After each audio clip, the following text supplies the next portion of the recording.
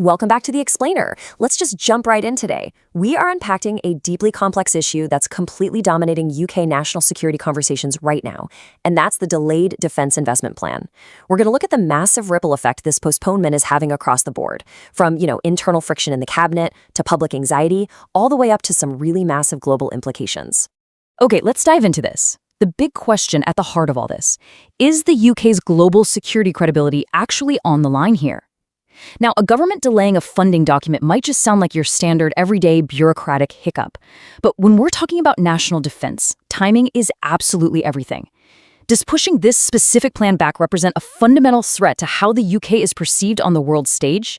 Well, as you'll see, the stakes are incredibly high.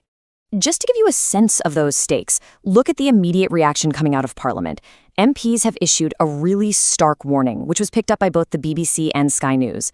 They stated clearly that this delay has left the UK less safe and undermined its credibility. So this isn't just hyperbole from political commentators, right? This is the blunt, on-the-record assessment from elected officials who are actively reviewing the nation's security posture. So how did we get here? Let's look at Phase 1, behind closed doors.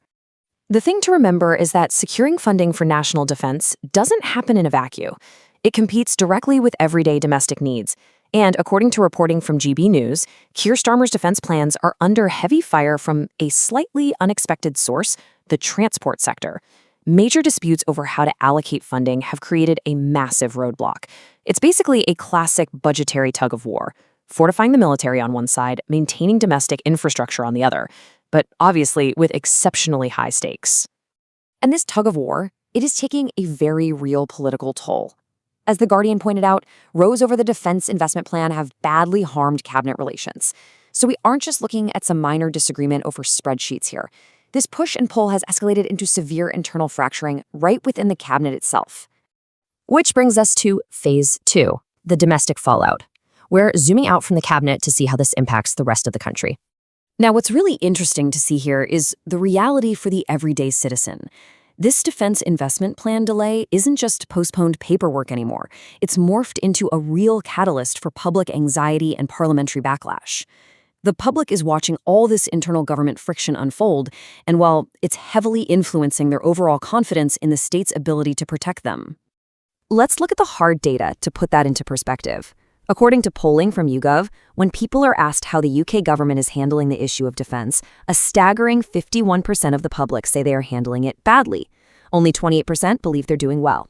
That's over half the public expressing direct disapproval. It really showcases the tangible domestic fallout of these closed-door delays. Now, it is absolutely crucial to separate the public's view of the politicians from their view of the military itself. YouGov also found that when it comes to confidence in the armed forces' operations overseas, 40% still have a fair amount of confidence, while 27% say not very much. So trust in the institution isn't completely lost internationally, but there is definitely a significant and growing block of public doubt. But look what happens when the focus shifts homeward. When asked about confidence in the armed forces regarding domestic defense, things tighten up considerably. Confidence drops down to 36%, while the not very much crowd rises to 31%. This shrinking gap perfectly captures a tense political climate. These delays are making the public increasingly anxious about their safety right at home. And that anxiety, it's driving some deep, almost existential questions. Data from Electoral Calculus highlights a recent Sunday Mirror poll that asks the public bluntly, would you fight for Britain? And would you be willing to pay more taxes for defense? The mere fact that pollsters are out there asking these hard-hitting questions right now proves just how deep the undercurrent of national worry runs because of this policy delay. Let's move on to Phase 3, the global stage. This is where the domestic issues spill over into geopolitics. When we map all this out, the pressure just becomes totally obvious. Let's see how this builds over time. Currently, we have these cabinet funding rows. Those have directly caused the defense plan to be delayed, which triggered those severe safety warnings from MPs. And looming right around the corner, a massive NATO summit scheduled for early next month. The clock is ticking, and it's ticking loudly. For the UK government to resolve its internal disputes and present a fully funded, credible defense strategy to its allies. So, pulling this whole thing together, the immediate fallout is pretty clear. First, cabinet relations are genuinely fractured over funding. Second, 51% of the public openly disapproves of how defense is being handled. Third, the UK's overall credibility has been openly questioned by its own MPs. And finally, the whole shebang culminates in this massive, incredibly time-sensitive pressure ahead of the upcoming NATO summit.